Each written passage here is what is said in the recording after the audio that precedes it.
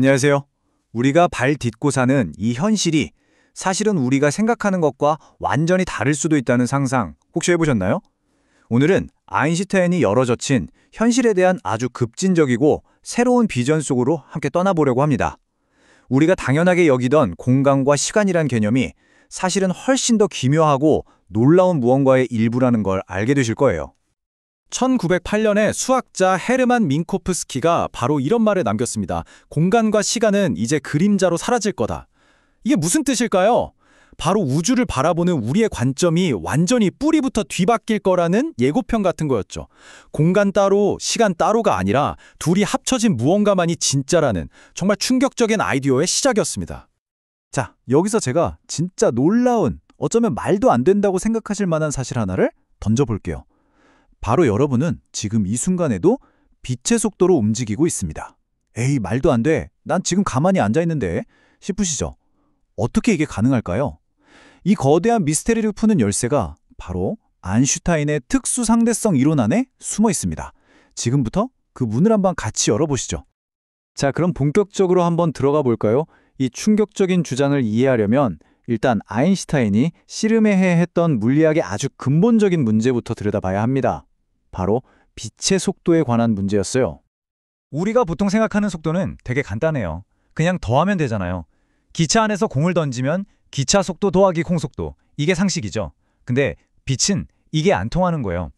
내가 아무리 빠른 우주선을 타고 손전등을 켜도 그 빛은 그냥 빛의 속도로 나아갑니다.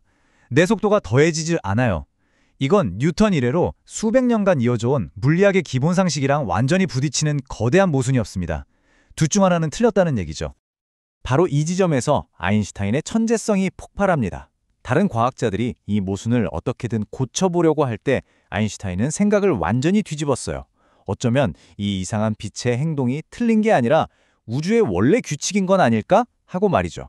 그리고 이 진실을 바탕으로 단 두 개의 아주 간단한 규칙 위에 완전히 새로운 현실을 건설하기 시작합니다. 첫 번째 규칙은 상대성 원리예요.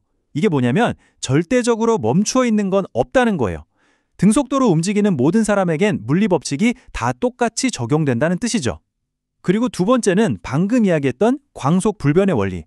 빛의 속도는 누가 보든 어떻게 움직이면서 보든 언제나 똑같다는 겁니다. 어때요? 그냥 들어보면 되게 간단한 규칙 같죠? 하지만 이 두 가지가 합쳐지는 순간 우리가 알던 현실의 모든 상식이 와르르 무너지기 시작합니다.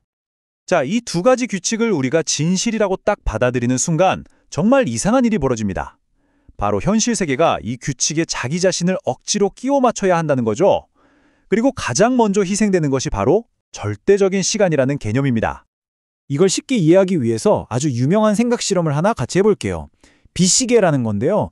거울 두 개 사이를 빛이 왔다 갔다 하면서 똑딱 시간을 재는 아주 간단한 시계입니다. 이 간단한 장치가 아인슈타인의 두 규칙이 얼마나 기묘한 결과를 만들어내는지 아주 명확하게 보여줄 거예요. 자, 한번 상상해 보세요. 시계가 가만히 있으면 빛은 그냥 위아래로만 움직이죠. 짧은 거리를요.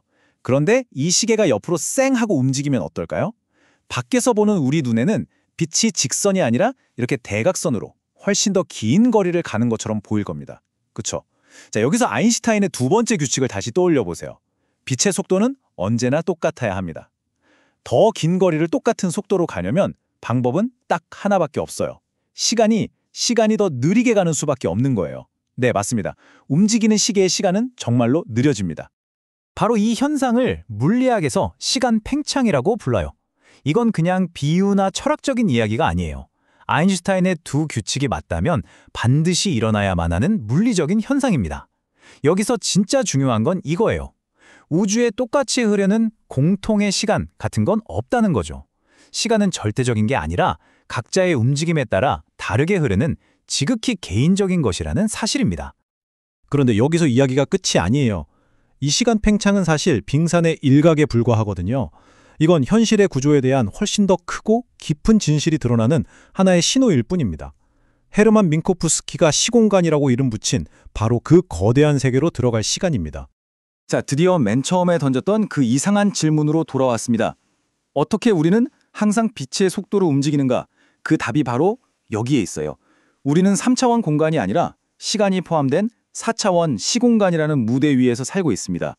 그리고 이 4차원 시공간에서 이 세상 모든 것은 예외 없이 항상 빛의 속도로 움직여요. 이렇게 한번 생각해 보세요. 지금 여러분이 의자에 가만히 앉아 있다면 공간을 통한 움직임은 0이죠. 그때 여러분의 모든 속도는 오직 시간이라는 차원을 통해서만 쓰이고 있는 거예요. 즉, 가능한 가장 빠른 속도로 미래를 향해 돌진하고 있는 겁니다. 그런데 여러분이 자리에서 일어나서 달리기 시작하면 공간을 통해 움직이는 속도가 생기죠. 이때 시간축으로만 향하던 속도의 일부를 빌려와서 공간축으로 쓰는 거예요. 그러니까 공간에서 빨라지는 만큼 시간에서는 느려지는 거죠. 바로 이게 시간 팽창의 진짜 정체입니다. 우리의 총 시공간 속도는 언제나 빛의 속도로 고정되어 있는 겁니다. 이 표를 보면 개념이 확 잡히실 거예요. 우리처럼 질량이 있는 존재들을 타디온이라고 부르는데요. 우리는 언제나 빛보다 느리게 공간을 움직이죠. 그래서 시간을 경험하는 거고요. 하지만 룩선, 대표적으로 빛 알갱이인 광자를 한번 보세요. 얘네들은 정지 질량이 0이에요. 그래서 자신의 모든 속도를 오직 공간을 통해서만 사용합니다. 그러니까 시간축으로는 전혀 움직이지 않는 거죠. 광자에게 시간은 흐르지 않아요. 광자의 입장에서 보면 빅뱅과 우주의 종말이 그냥 한순간에 동시에 일어나는 거나 마찬가지예요. 정말 상상하기 힘들죠? 자, 그럼 이 놀라운 시공간 이야기가 어떻게 그 유명한 공식 E는 MC 제곱으로 이어지는지 한번 볼까요? 사실 이 공식은 하늘에서 뚝 떨어진 게 아니에요.